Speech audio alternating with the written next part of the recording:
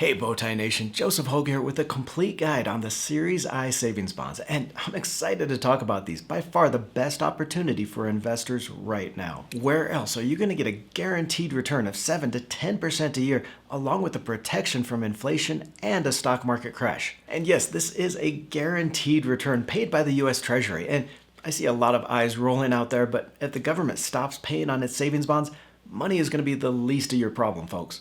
Seriously, I'm in the bunker with a stash of Pop-Tarts and Lucky Charms at that point. In fact, the Series I savings bonds are such a great investment right now. The government is limiting who can invest and how much you can put on these. So I'm going to give you a complete guide on these, from ibonds explained to interest rates and how to buy them with no fees. I'll leave a clickable index in the description below if you want to jump around to your ibond questions or just watch through the entire video, because you really don't want to miss the details here. We're getting started, but before we do, I've got to send that special shout out to all you out there in the nation.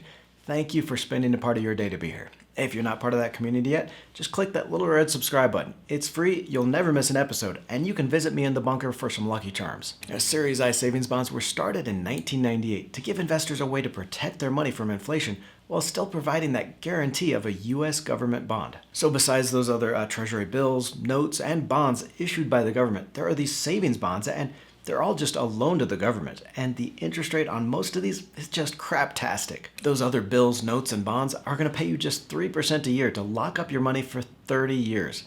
Even the Series EE savings bonds, which doubles in 20 years plus pays a 0.1% annual yield, works out to just 3.6% a year. Uncle Sam is a cheap ass. But those Series I bonds, these are like the freaks of nature of the bond kingdom, the love child of Uncle Sam and Santa Claus, because the yield is unreal. And the power of the I bond goes way beyond that high yield. You see, the biggest problem in investing right now is with all the stock market uncertainty, there is no place for safety. And normally, investors would just rush to the safety on bonds or cash to protect their money from that market crash, but increasing interest rates are destroying the bond market. The Vanguard Long-Term Bond Fund, ticker BLV, has lost more than 21% of its value in less than 5 months. And cash, with inflation at 40-year highs, it's a guaranteed loss. You're losing more than 8% every year that cash sits in your account.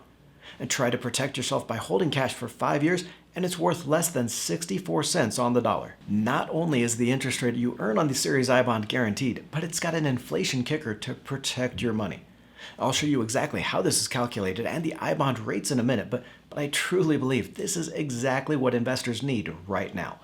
A guaranteed high-yield investment that can protect your money from the potential for a stock market crash. And then the coolest part of this, besides making a boatload of guaranteed money, is most government bonds just show a bunch of dusty old white guys. I mean, sure, you wrote the Declaration of Independence, but what have you done for me lately? The Series I bonds feature some of the greatest and most inspirational Americans, from Hellen Keller to Dr. Martin Luther King Jr., Chief Joseph, General Marshall, and old Al Einstein himself. So let's look at how Series I bonds work. Then I'm going to show you the rates and the pros and cons of these. You buy I bonds directly from the Treasury website, and I'm going to walk you through that later in the video. You can buy any amount from $25 to $10,000, and the bonds earn interest every month. Every 6 months, the interest is added to your bond, so you start earning interest on that interest, compound interest, another great feature that you don't get with many other bond investments. The interest rate paid on iBonds is made of 2 parts, a fixed rate that you get for as long as you hold the bond, and that's locked in when you buy it. The fixed rate is set on new bonds every 6 months, and you can see here it's not really much of a factor, only 0.5% at the most, but does help boost the overall rate you get when we look at that calculation. The other part is that inflation kicker that makes these such a great investment when prices start to heat up. Now, these are set every 6 months according to the Consumer Price Index, that CPI report that measures the inflation on things we buy, from groceries to gas and rent. Now, you see the inflation adjustments here, and see how it's really started to go up over the last year along with that surge in inflation, but this isn't the rate you get on the bonds. Now, for that actual interest rate that you get on these Series I savings bonds, the government has a formula, because of course it does. Gotta spend your tax dollars somehow. But it's not too bad. Mostly just 2 times that inflation adjustment. Since the fixed rate is usually close to 0, it doesn't really add much. And here's where it all comes down to, the moneymaker, the actual interest rates paid on Series I bonds back to 1998. What's amazing here, though, is that these were already paying 8 and 9% and even as high as 10.6% even before inflation started to become a problem last year. That tells me even if inflation comes down a little, you're going to be making 8% plus on these for years, for as long as you need that high yield and protection from a stock market crash. So you can see not only are these I-bonds a good investment on that historical interest rate alone, but top it off by the fact that these are a guaranteed return.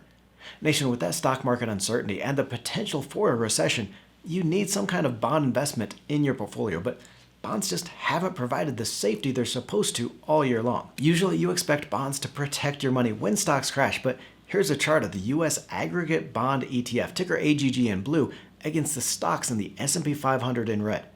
The bond fund has actually lost more money, down almost 10% versus that 6.4% loss on stocks this year. The I-bonds are a perfect addition to your core satellite strategy, substituting the bond portion of your portfolio for savings bonds and that high-yield safe return.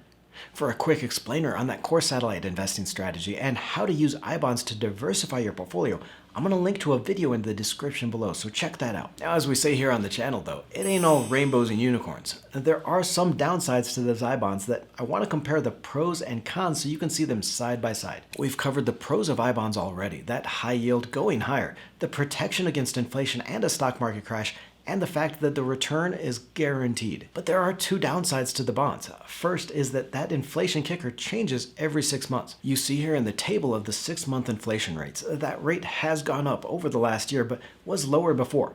Now understand, these aren't the interest rates paid on the bonds though, just part of that calculation. Every 6 months, the Treasury is going to calculate the new inflation rate based on consumer inflation, and it's going to adjust this part of the yield. So if inflation starts falling, yeah, not likely, then the yield on the I-bonds will fall as well. Realistically though, the rate on these is going to be higher than 8% for the next year at least, providing that strong return and the market protection. If rates come down after that, then you can sell your savings bonds and invest the money back into stocks. That brings us to the other drawback on savings bonds, the lockup period. You have to hold your I-bonds for a minimum of 1 year, and you're going to pay an interest penalty if you sell before holding them 5 years. Now this isn't nearly as bad as it seems though. You have to hold your I-bonds for at least a year, but with the Fed expected to increase interest rates for years to come, you're probably going to need that protection.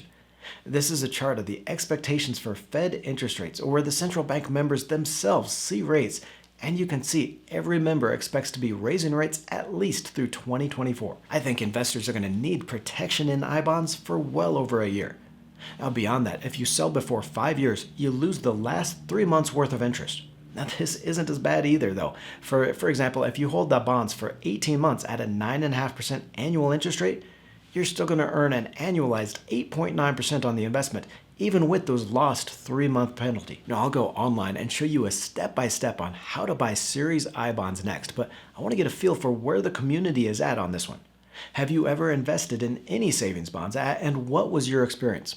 Now getting a $25 bond from your grandma when you were 5, that doesn't count. Have you ever invested as an adult? So scroll down and let me know in the comments, what was your experience with the savings bonds as an investment? Here I'll give you a step-by-step to buy Series I bonds on Treasury Direct, a super easy process. And in fact, it's going to take me longer to explain it than it did to actually buy it. You buy I bonds or any savings bonds directly from the Treasury, so there's no fees and all your information is protected. To find the site, you can do a search on Google for Treasury Direct or just go to treasurydirect.gov. If you haven't already, you'll first need to open an account here in the left menu, then click on this Go button. For a government website, it's actually pretty easy to use, and they lay it all out for you here. You'll need your social security number, an email address, and your bank account information. Then you'll need to set up a password and security questions on your account. This first application page is either for an individual account or if you're buying under a corporation or a trust, so just toggle individual and click submit. This next screen is your contact information, and I actually recorded through all this before thinking, just a minute, I don't want all you yahoos to know my social security number. So I'll just show the blank form here. It's all basic information: name, date of birth, social security number, and your driver's license. You scroll down and finish this up with your address, at least one contact number, and an email, and then put in your bank account information for direct deposit. Once all that's done, you click submit and you're almost ready. Then, because this is the world we live in, you need to pick a security image and a caption that's going to show each time you log in. Basically, if you're logging in and you don't see the image you selected setting up the account, you're in the wrong place. Then it's your standard password setup and trying to remember your first grade teacher's name, or any of these questions that nobody can ever remember. Thanks, hackers. Now I spend 10 minutes a day trying to remember if my favorite breakfast is bacon and eggs or eggs and bacon. And that's it. You'll get your account number by email and a one-time password each time you log in, and you're ready to buy a savings bond. And when you log into your account, you'll be able to see all your savings bonds as well as how much you've gifted. To buy a bond, you click on Buy Direct up here in the menu, and you'll see all the bills, notes, bonds, and savings bonds available. We'll buy the Series I bonds here, but let me know in the comments below if you want to see videos on some of these other investments. Here on the purchase screen, you see there are no fees, so whatever number you put in here, that's how much savings bonds you get. You can buy any amount from $25 to the $10,000 annual limit. You can also make this a one-time purchase and set it up for a date or a schedule repeat purchase to buy new bonds with each check. We'll click Submit here to see the reviewed screen. Now, I've actually gifted the limit to each person in the family, but still need to reach the limit on my own account. If everything looks good here, then click Submit and you're all set. You'll get a confirmation sent to your email, and the next time you log into Treasury Direct, it's going to update with all your new savings bonds amounts. I'll show you how to gift ibonds next, but I also want to personally invite you to get the weekly bowtie, our free weekly newsletter with all the stock market news, strategies, and trends you need to know. Each week before the market opens, I'll show you what I'm watching and the stocks that could highlight the week. It's all totally free, just something I like to do for all you out there in the community, so look for that sign up link below. Now, you knew there had to be a catch, and there is one. You're limited to investing $10,000 a year on Treasury Direct website and up to $5,000 in the paper ibonds using your income tax refund. You'll also need to be a U.S. citizen or a resident with a social security number. Now, that doesn't mean you can't buy that $10,000 limit each year and just keep accumulating these bonds for as long as you want that high yield. Another great feature here is you can actually gift ibonds. I set up a Treasury Direct account for my wife and both kids, gifting them the limit to get that high yield on $40,000 between the four of us. Each person has that same $10,000 purchase limit for electronic bonds, and when you gift, it goes against their purchase limit, not yours. Now, you knew we had to talk about taxes because Uncle Sam is always going to get his, which is pretty messed up when you think about it. The government is going to collect taxes on the interest it paid you for loaning the government money. You suck, government! But Uncle Sam isn't a total hypocrite. You'll still owe federal income taxes on the interest collected, but you won't have to pay state or local taxes. That's better than most stocks or bonds where you pay taxes on the state and local level as well. You also won't owe those taxes until you sell the bond and collect that interest, so potentially years deferring the tax amount on your bond. Click on the video to the right to see how to create a dividend snowball and live off your dividends, the simple process to grow your dividends to pay your bills. Don't forget to join the Let's Talk Money community by tapping that subscribe button and clicking the bell notification.